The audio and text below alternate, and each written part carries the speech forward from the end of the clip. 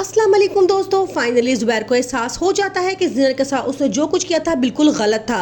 अब वो ज़ीनत से माफ़ी मांगना चाहता है। वो अपनी बेटियों और ज़ीनत को हर जगह ढूंढता है लेकिन वो उन्हें कहीं नहीं मिलती। अब घर में उसकी हालत बहुत बुरी हो जाती है। कोई ना उसे खाने को पूछता है ना ही पानी को। वो हर वक्त बस रोता ही रहता है और उसे याद आता है कि ज़ीनत मेरा इतना ख्याल रखती थी लेकिन मैं उसकी कदर नहीं करता था।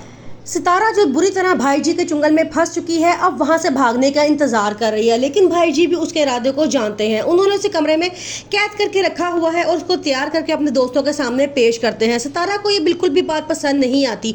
वो बहुत परेशान होती है। वो कहती है कि मैंने जहांगीर की खातिर ज़ुबैर को छोड़ा और जहांगीर भी अब फोत हो चुका है और अब मैं किसके पास जाऊँ। वो इरादा बनाती है, वो घर से सारा पैसा लूटती है और घर को छोड़ के भाग जाती है। ज़ुबैर जो असलम की हकीकत अच्छी तरह जान चुका होता है, वो अपनी मामा से कहता है कि असलम से हिसाब किताब ले लिया करें, वो दोनों हाथों से हमें लूट रहा है।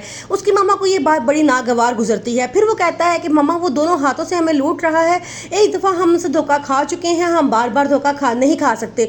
उसकी मामा कहती है तुम कैसी बातें करते हो, उसे हिसाब किताब लेते हो अच्छा लगता है, वो हमारे घर का दामाद बनने वाला है, आइंदा तुम इस तरह की बात ना करना। ज़ुबैर अपना सा मुंह लेके वापस कमरे में चला जाता है। सिद्रा को उनकी बातें सुन के बड़ा गुस्सा आता है। वो कहती है कि भाई खुद तो उजड़ गए हैं, वो चाहते हैं कि सारी दुनिया उनकी तरह उजड़ के बैठ जाए, लेकिन मामा मैं ऐसा कभी नहीं होने दूंगी।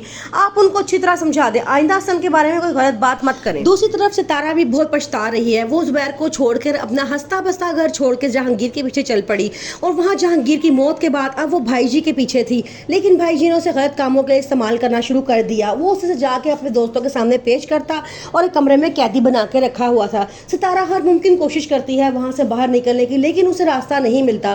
फिर वो घर के सारे पैसे चोरी करती है और एक दिन जब भाई जी किसी काम से बाहर गए होते हैं वो वहाँ से भाग जाती है कि जहांगीर मर चुका है और अब सितारा की राह में एक और कांटा निकल चुका है। लेकिन अब भाई जी बहुत परेशान है। वो कह रहे हैं कि इस लड़की के साथ हमने बहुत नरमी करके देख ली है, अब वक्त आया है कि साथ सख्ती की जाए और उस बैग का पता लगाया जाए जिसमें सारे माल और दौलत मौजूद थी।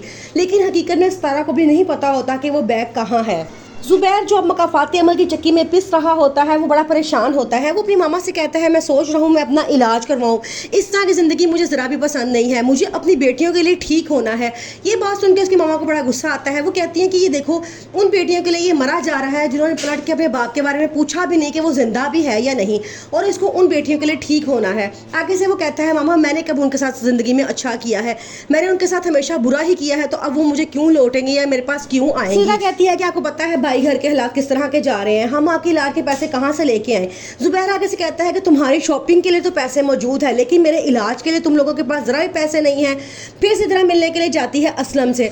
असलम बहाने बहाने से अब सिद्रा को ट्रैप कर रहा होता है। वो उसे बातों बातों में पूछता है कि मुझे ये बताओ ये घर किसके नाम पे है, क्योंकि अब उसकी नज़र ज़ुबैर की जायदाद को छोड़ के अब उस घर पे भी होती है जिस घर में वो सब रह रहे होते हैं। तो सिद्रा आगे से कहती है पता नहीं, ये बात तो मुझे नहीं पता कि ये मामा के नाम पे है या भाई के नाम पे है। तो असलम उसे सिखाता है और कहता है अपना हक कभी भी नहीं छोड़ना चाहिए, तुम्हें अपने हक का तकाजा करना चाहिए, वरना ज़ुबैर ये सारा घर बेच के अपने इलाज पे लगा देगा। सिद्रा कहती है ये तो आप बिल्कुल ठीक कह रहे हैं। अब सितारा बहुत बुरी तरह फंस चुकी है भाई जी के जाल में। भाई जी सितारा की मजबूरी का पूरा फायदा उठाते हैं और सितारा से कहते हैं कि अब मैं जैसा करूंगा तुमने वैसा ही करना है, नहीं तो मैं तुम्हें पुलिस के हवाले कर दूंगा, पुलिस तो वैसे ही तुम्हें ढूंढ रही है और मेरे डेरे पे भी आ चुकी है। सितारा बहुत डर चुकी होती है। वो कहती है ठीक है तुम जैसा कहोगे मैं वैसा ही करूंगी, लेकिन मुझे पुलिस से बचा लो, मैं जेल जाना नहीं चाहती। वो कहता है ठीक है। फिर वो सितारा